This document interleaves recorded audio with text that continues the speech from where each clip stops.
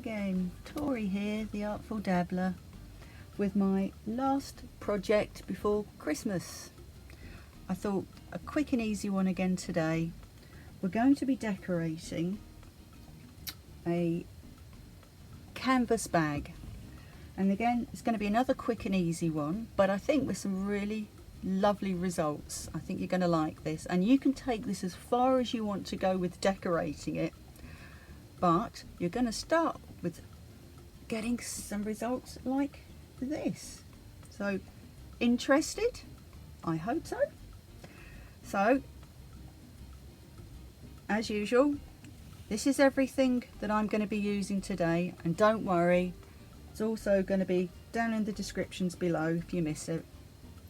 So you know the drill. Go grab yourself a brew, sit back, relax, enjoy, and let's get to it.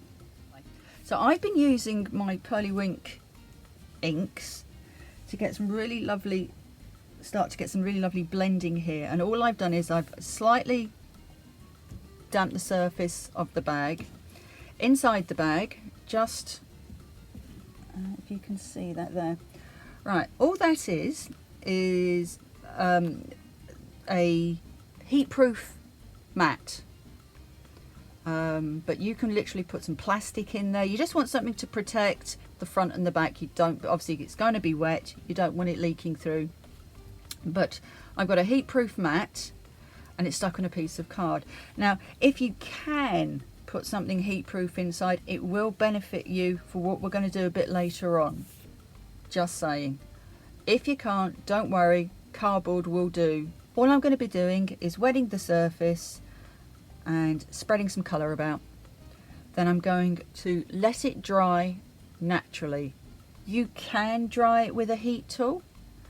I have been told though, doing that can lessen the intensity of colours in general. It's not for Pearly Winks or any particular brand. I've just been told in general, if you dry things with a heat tool, it can lessen the intensity of the colours. So I'm going to let mine dry naturally, and then we're going to get to the next step where we're going to start getting some really gorgeous patterns down.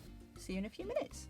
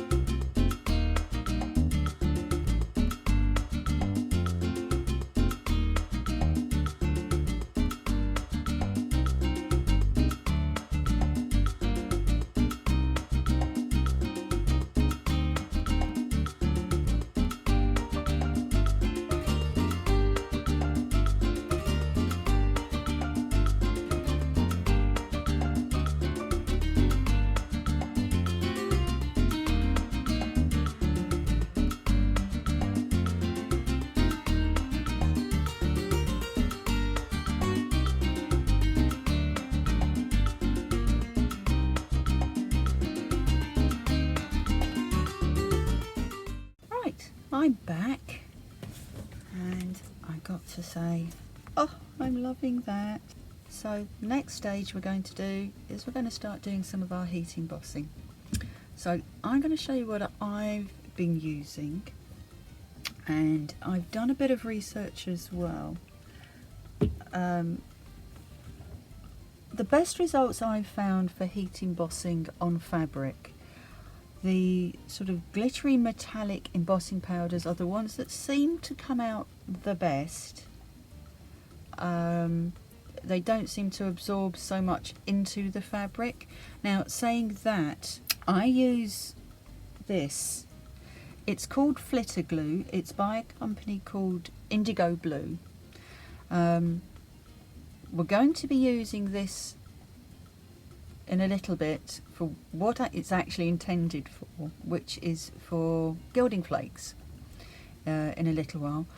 But what I have found is if you use it to stamp with and then heat emboss over, it also seems to help stop the embossing powders sink in. So if you don't have something like this, if you've just got something, a thick glue, I've seen people do it with Mod Podge. I just don't have any. I have heard some people say that they have slightly better results with a gloss medium, but that's where they've actually painted in a big square and then they've heat embossed on top of that. I didn't want to do that because I wanted to keep the soft flexibility in this. As you can see, the inks haven't caused the bag to go stiff. This won't run once it's heat set.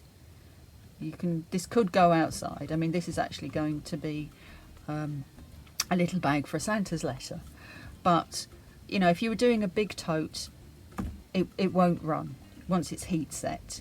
You can put it through a lukewarm wash, and I mean, if you always want to be doubly sure, you can always add something like GAC 900 by Golden. But honestly, I've had absolutely no problems with this. Right, so let's get to it.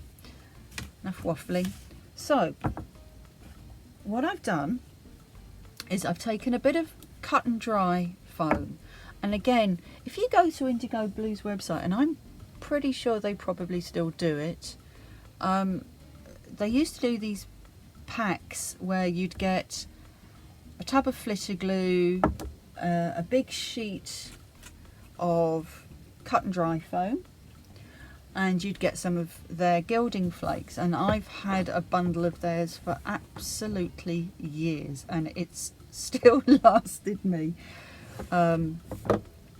Such good quality. I can't, you know, for the gilding flakes and for doing this embossing, got to say it's really doing well. So I have my stamp,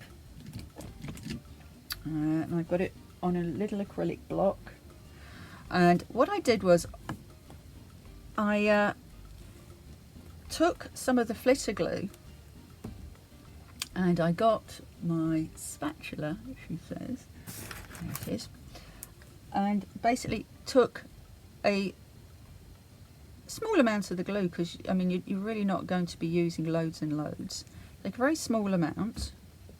And again, I mean, if you do have any cut and dry foam, I would suggest doing this if you're doing this kind of embossing, cutting a small bit off, and then literally you're going to put it on the cut and dry foam and just work it into the foam. Just use a spatula or anything, scrapey tool or anything, and just work it into that foam. Alright, because you're going to basically be using this now as like an ink pad. Okay, so now I'm going to take my stamp, and I'm going to go in with the flitter glue and make sure I get it all over. Like so, really get it in there. Now if you get it on your acrylic block, don't worry, you can always give it a wipe off. And very quickly, before you do any stamping, always go in with your anti-static bag. That's just going to help things not stick where they're not meant to. Okay, so we're going to go on with our stamp, and then we'll do one down here, like so. Let's take that away and give it a good, now keep it on there for a little bit. You want to let the glue try and soak into the fibres. Obviously not too long that you want it to necessarily dry out. Now I know with my flitter glue, this glue stays tacky. That's what it's made to do with the gilding flakes. So I have a lot of what's called open time. So I just want to make sure that gets into the fibres of the bag. Lift and pull. And then I'm going to grab my, and I'm using the Wow, I think it's Wow Gold, or it could be Antique Gold. I shall put it all in the description below, and just pop it in there.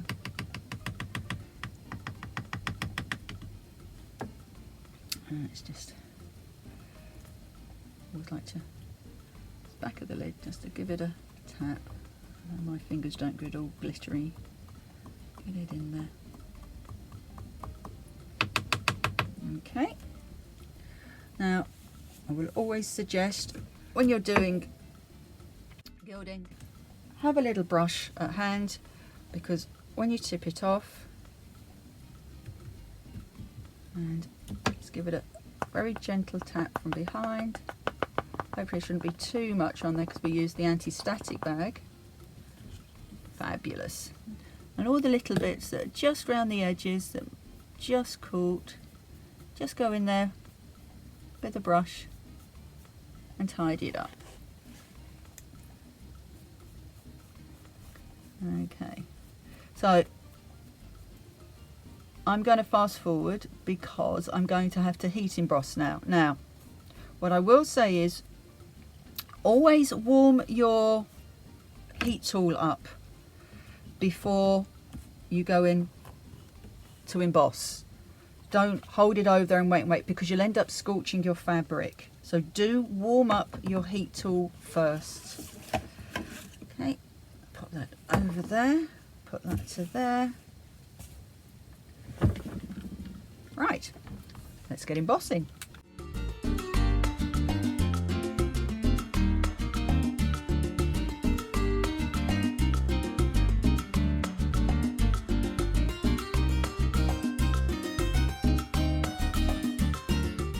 Well, that's me done for my embossing.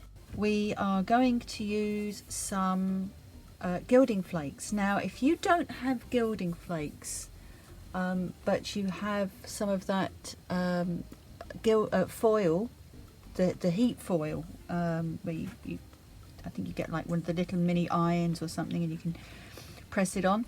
Something similar to that, or oh gosh, what else? I mean, you could even use stickers on this, as long as you've got an adhesive that's going to hold it on. I mean, it's not exactly bags you're going to be taking outside with you. You know, for me, this is just for Christmas. But I'll show you what I've got. These are my gilding flakes, or at least one of them that I've picked for this project. Again, it's an indigo blue one, and I just like this one. It's full of everything. Oh gosh, it also gets everywhere, so be warned. Anybody that has a dryer on, or air conditioning or anything like that, turn it off when you're using these stuff if you've never tried it before, because it will go everywhere. Don't sneeze. Whatever you do, don't do this and sneeze. Anyway, right, so let's have a look.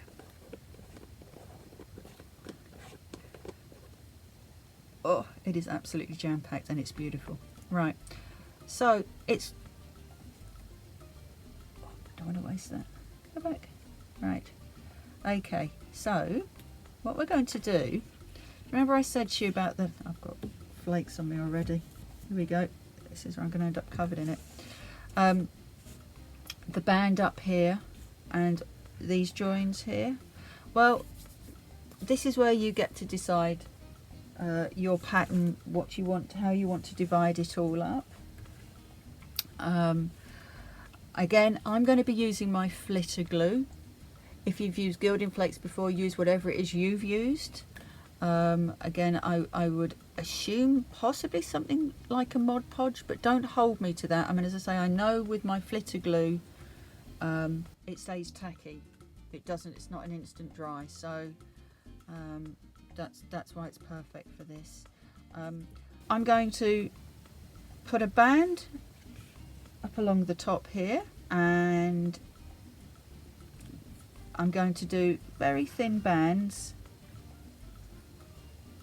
to sort of just around here. I'm just going to break it up a little bit, and the best way to make sure that you're getting straight lines when you're doing this is to use masking tape. I'll show you how I'm going to do that, but it just makes life an awful lot easier. Right, here we go.